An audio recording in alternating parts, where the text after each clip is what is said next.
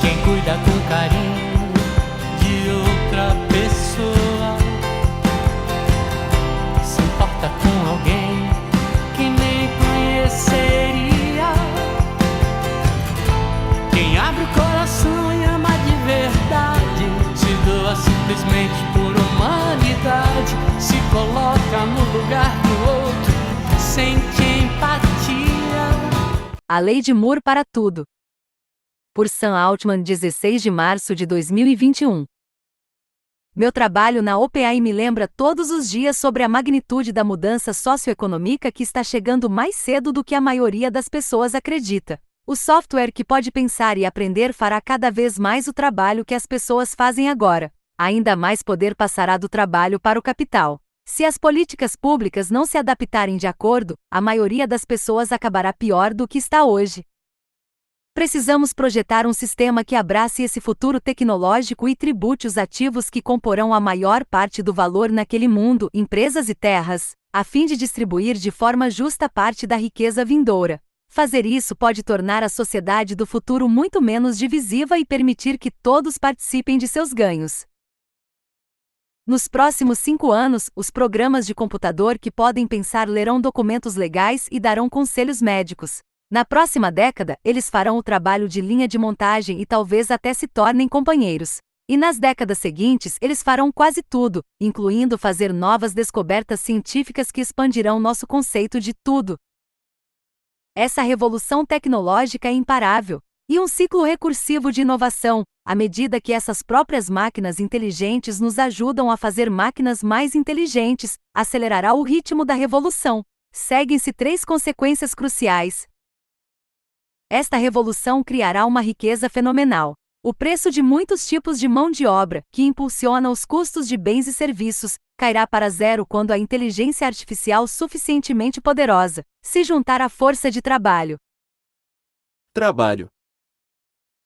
O mundo mudará tão rápido e drasticamente que uma mudança igualmente drástica na política será necessária para distribuir essa riqueza e permitir que mais pessoas busquem a vida que desejam. Se acertarmos em ambos, podemos melhorar o padrão de vida das pessoas mais do que nunca. Porque estamos no início desta mudança tectônica, temos uma rara oportunidade de girar em direção ao futuro. Esse pivô não pode simplesmente abordar os problemas sociais e políticos atuais, deve ser concebido para a sociedade radicalmente diferente do futuro próximo. Os planos políticos que não levam em conta essa transformação iminente falharão pela mesma razão que os princípios organizadores das sociedades pré-agrárias ou feudais falhariam hoje.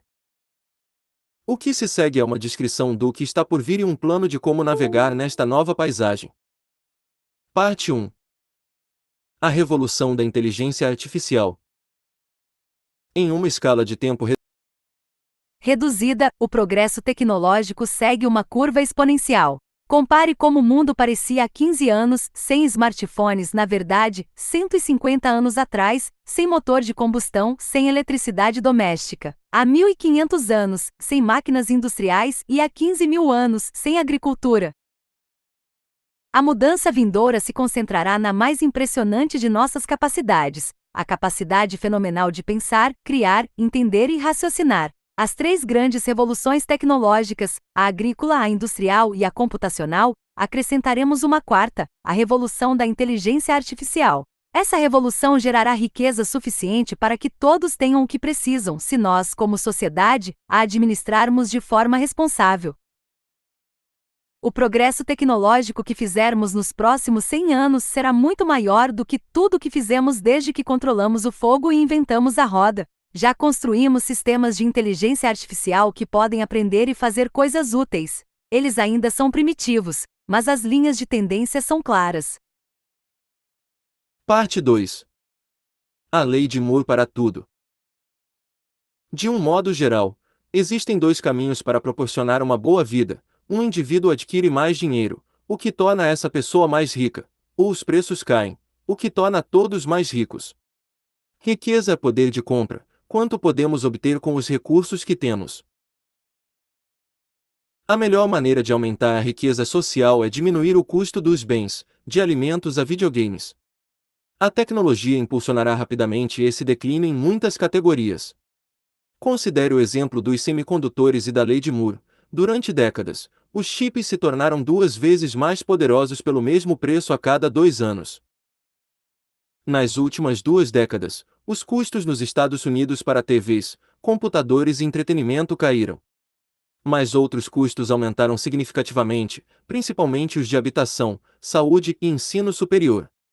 A redistribuição da riqueza por si só não funcionará se esses custos continuarem a subir. A inteligência artificial reduzirá o custo de bens e serviços, porque a mão de obra é o custo impulsionador em muitos níveis da cadeia de suprimentos. Se os robôs podem construir uma casa em terras que você já possui a partir de recursos naturais extraídos e refinados no local, usando energia solar, o custo de construção dessa casa é próximo do custo para alugar os robôs. E se esses robôs forem feitos por outros robôs, o custo para alugá-los será muito menor do que era quando os humanos os fizeram. Da mesma forma, podemos imaginar médicos de inteligência artificial que podem diagnosticar problemas de saúde melhor do que qualquer ser humano e professores de inteligência artificial que podem diagnosticar e explicar exatamente o que um aluno não entende. A lei de Moore para tudo deve ser o grito de guerra de uma geração cujos membros não podem pagar o que querem. Parece utópico, mas é algo que a tecnologia pode oferecer, e em alguns casos já tem. Imagine um mundo onde, durante décadas, tudo moradia, educação, comida, roupas, etc. se tornasse metade do caro a cada 2 anos. Descobriremos novos empregos, sempre o fazemos depois de uma revolução tecnológica, e, por causa da abundância do outro lado, teremos uma liberdade incrível para sermos criativos sobre o que eles são. Parte 3. Capitalismo para todos. Um sistema econômico estável requer 2 componentes: crescimento e inclusão. O crescimento econômico é importante porque a maioria das pessoas quer que suas vidas melhorem a cada ano. Em um mundo de soma zero, com nenhum ou muito pouco crescimento, a democracia pode se tornar antagônica à medida que as pessoas procuram votar dinheiro umas das outras. O que se segue desse antagonismo é a desconfiança e a polarização. Em um mundo de alto crescimento, os duelos podem ser muito menores, porque é muito mais fácil para todos vencerem. Inclusão econômica significa que todos têm uma oportunidade razoável de obter os recursos de que precisam para viver a vida que desejam. A inclusão econômica é importante porque é justa, produz uma sociedade estável e pode criar as maiores fatias de torta para a maioria das pessoas. Como um benefício colateral, produz mais crescimento.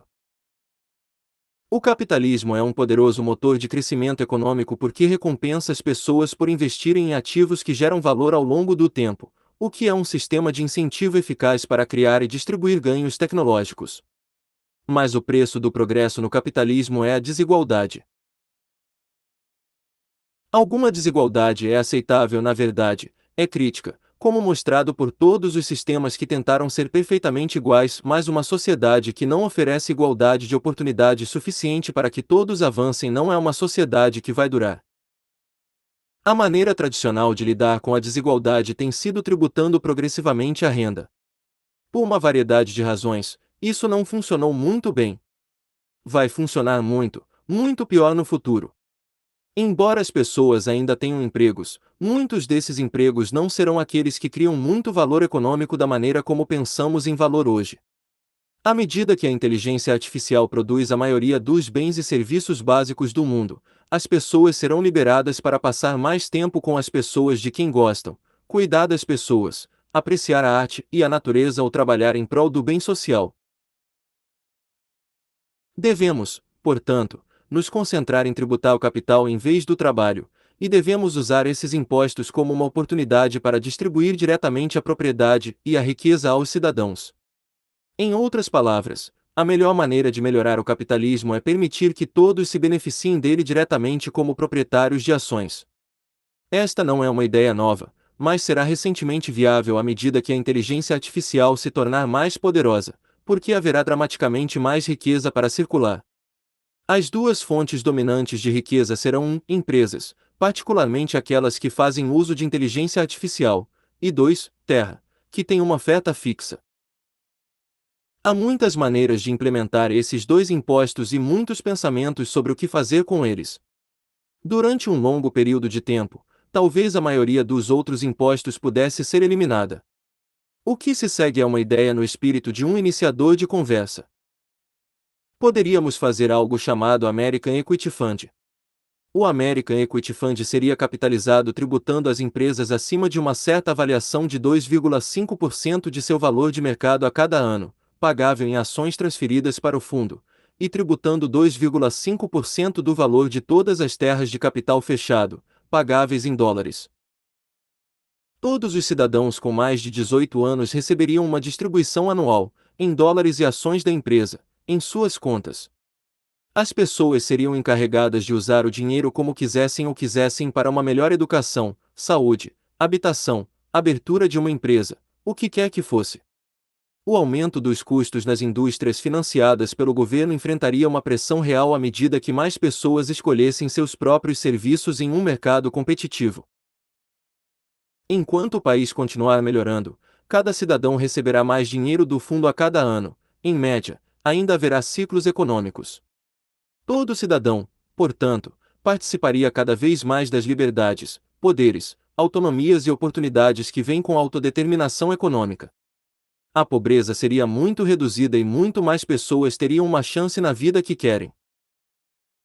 Um imposto a pagar em ações de empresas alinhará incentivos entre empresas, investidores e cidadãos, enquanto um imposto sobre lucros não incentivos são superpoderes, e essa é uma diferença crítica. Os lucros corporativos podem ser disfarçados, diferidos ou offshore, e muitas vezes são desconectados do preço das ações. Mas todo mundo que possui uma ação na Amazon quer que o preço da ação suba. À medida que os ativos individuais das pessoas aumentam em conjunto com os do país, elas têm um interesse literal em ver seu país se sair bem. Henry George, um economista político americano, propôs a ideia de um imposto sobre o valor da terra no final de 1800. O conceito é amplamente apoiado por economistas.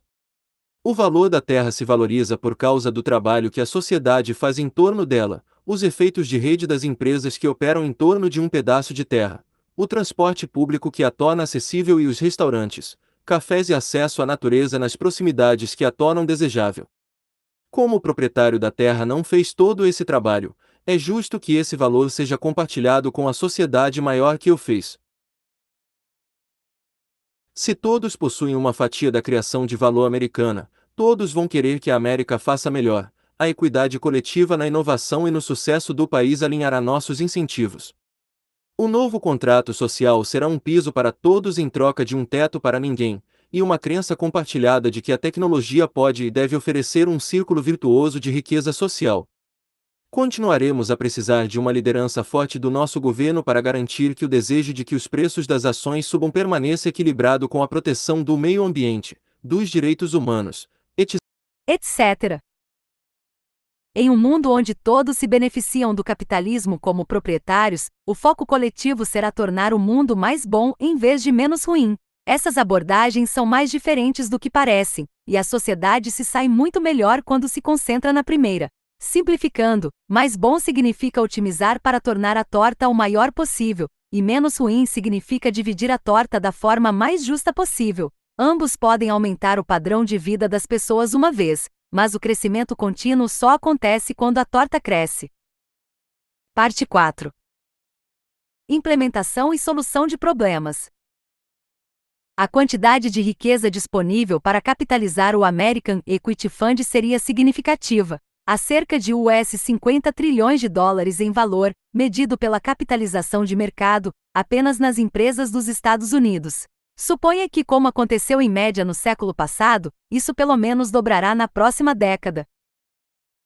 Há também cerca de US$ 30 trilhões em terras privadas nos Estados Unidos, sem contar as melhorias no topo da terra. Suponha que esse valor também dobre na próxima década.